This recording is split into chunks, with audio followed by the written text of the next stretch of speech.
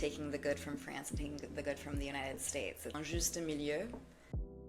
Hello everyone and welcome back to the channel. My name is Molli and I have my co-host Steven Heiner with me in person, which is, if you've been following along, we're normally put in our little boxes on the screen, so it's nice to have him here in person with me. So glad to be here.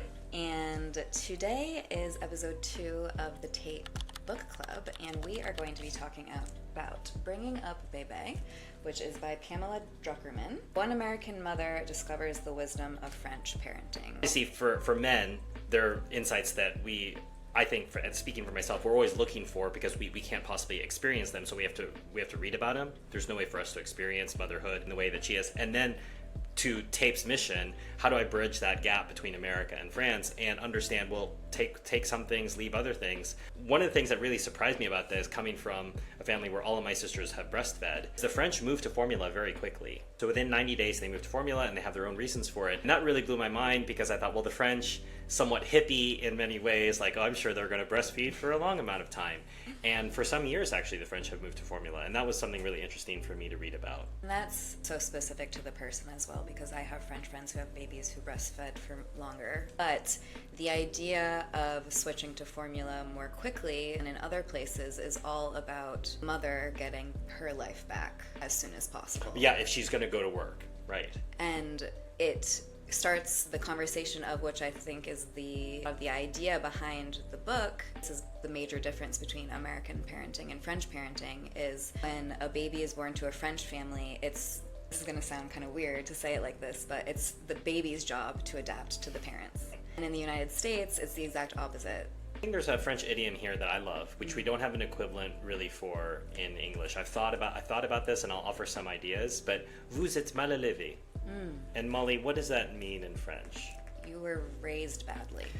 The only time this can happen is in towns or villages in America, and someone might say, I know your mom, and your mom didn't raise you like that. Yes. Something like that. But you have to realize how hyper local that expression would be, and how that person really does know your mom, and they would say that would be the closest to vous êtes mal élevé. Like, but who raised you? Yeah, but vous êtes mal élevé would be said to a stranger in France. You are conducting yourself poorly. The accusation really goes back to the parents. In a sense, you're not accusing the child, or in the sense, an older child, someone in their 20s, vous êtes mal élevé, because trust me, you can use it for non-children as well. But the accusation is pointing at the parents. It's not actually pointing at the child. And that's Tamali's original point, is it's the child's job to grow up. After reading this book, after, having friends in France who have babies, after having friends in America who have babies, I take the same stance as I do about, like, taking the good from France and taking the good from the United States. It's like in French we say un juste milieu. That was my takeaway from reading the book. Some things about French parenting I don't agree with. But some things I do think sometimes they can be a little bit too strict, and there's not enough room for, like, play.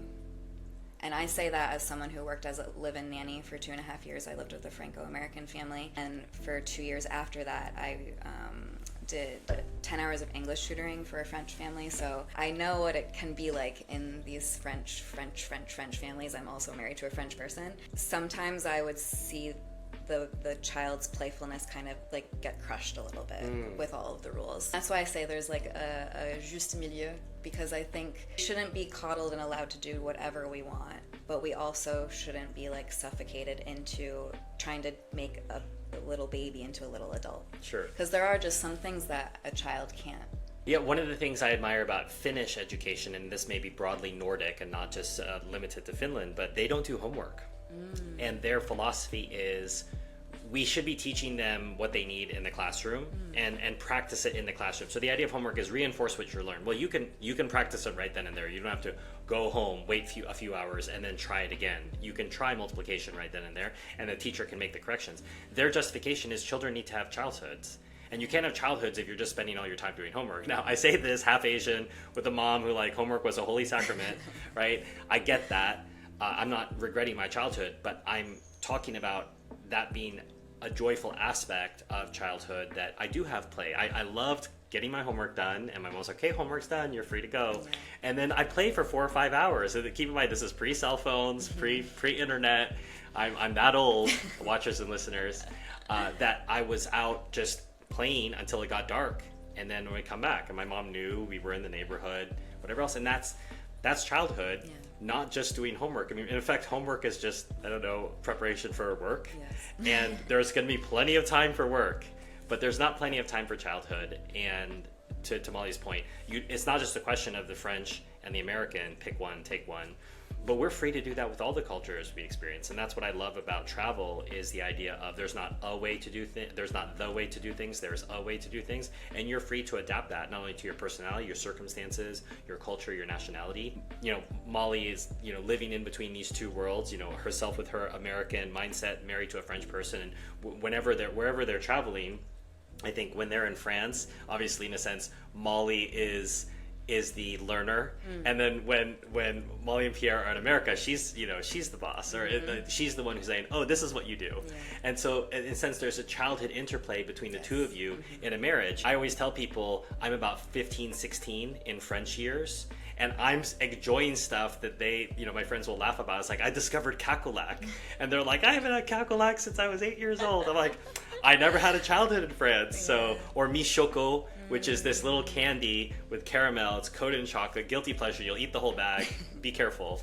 But I have to experience my childhood parallel to my adulthood in France. And so I go back and I'll have some of these sweet treats, and I just imagine, okay, well, that gives me some context for things that French kids would have liked. I'm not saying you all have to have sweet treats in order to do that.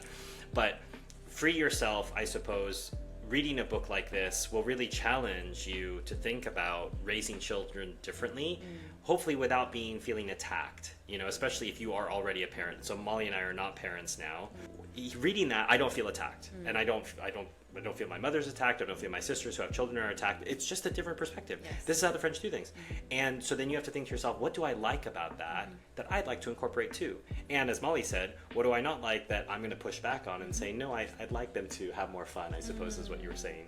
The author kind of plays on that with even the title of the book, right? It's like half in English, half in French. So take what you want, leave what you don't want, and I think that's kind of a good motto to have in life in general, especially for any expats watching who are living in a foreign country. I suppose the last thing, we couldn't really comment on this without talking about the maternity leave question, which doesn't exist in the United States. Maternity leave is not a thing. When I say not a thing, it's not mandated by law. So why do we have a law in France for maternity leave? Is once again, France trying to construct a perfect life. The perfect life would seem to include time away for mom and baby to adapt to each other, and for mom to learn how to be a mom. Wow, isn't that so wild? Like a concept?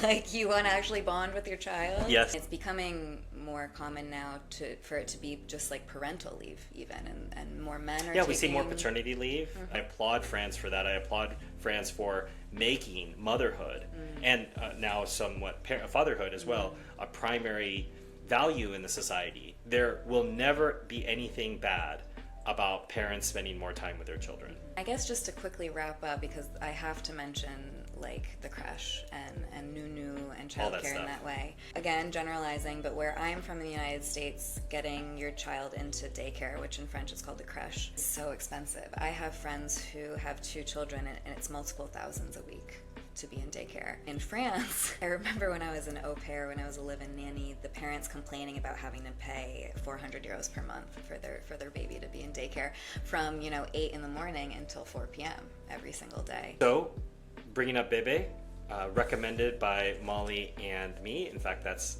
my book that I gifted to Molly, and Molly's I was read like, it. I have your copy with me. Right. That as we do with both film club and book club, let's keep the conversation going in the comments. We read it. We encourage you to read it. There'll be a link in the description for you to buy it. You can support the channel this way. If you dislike it, comment. If you like it, comment. If you have a suggestion for a future book for us to cover in book club, always feel free to leave that in the comments as well. We are wide open for suggestions. Absolutely. And I would actually love if any parents are watching who have read the book. 100%. I would love to hear from parents. The two non-parents. Okay.